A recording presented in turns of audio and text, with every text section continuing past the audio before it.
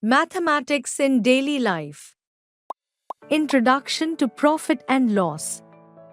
Raj enjoys running her own grocery store. He buys items from a wholesale market. Let's explore how he handles prices and makes decisions about buying and selling products. The wholesaler sells the goods to Raj. Raj sells the goods to the buyer or customer. We use certain terms for money transactions in business. Let us understand the meaning of these terms. Raj buys a bag of rice from the wholesaler for rupees 50. This means the cost price of the bag of rice for Raj is rupees 50. The word cost price is denoted by CP in short. Raj sells the bag of rice to a customer for rupees 70. This means the selling price of the bag of rice is 70 rupees. The word selling price is denoted by SP. Since the selling price is more than the cost price, Raj will make a profit. The profit gained by Raj is 70 minus 50 is equal to rupees 20. We know that the cost price of the bag of rice is 50 rupees. If Raj sells the bag of rice for rupees 40, he would have incurred loss. When the selling price is less than the cost price, loss is incurred. When the cost price equals the selling price, there is neither profit nor loss.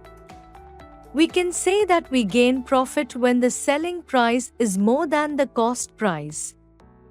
We incur a loss when the cost price is more than selling price. Unitary method. The unitary method helps us figure out the value of a certain number of things by first finding the value of just one of those things. In this method, there are two steps. Step 1. To find the value of one unit, divide the total value by the total number of objects or units. Step 2. To find the value of the needed number of objects or units, multiply the value of one unit by the required number of units. Let us solve a problem to understand this.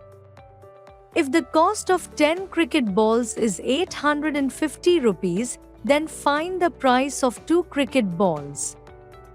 Cost of 10 cricket balls is equal to rupees 850. Cost of 1 cricket ball is equal to rupees 850 divided by 10 is equal to rupees 85.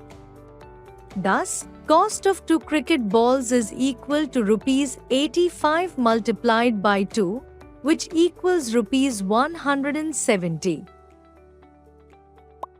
Mapping skills. A map is like a picture that shows places from high up in the sky.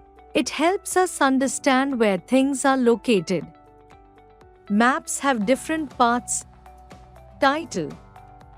This tells us what the map is about, like a community map or park map. Symbols. These are small drawings that stand for things like swings, benches, and trees. Key or legend. It's like a dictionary for the symbols, explaining what each symbol means. Direction. This tells us which way is north, south, east, and west. Directions in maps help us understand which way to go. North points towards the top of the map, south points towards the bottom, east is on the right, and west is on the left. This helps us know where places are in relation to each other. Maps use a compass rose to show directions.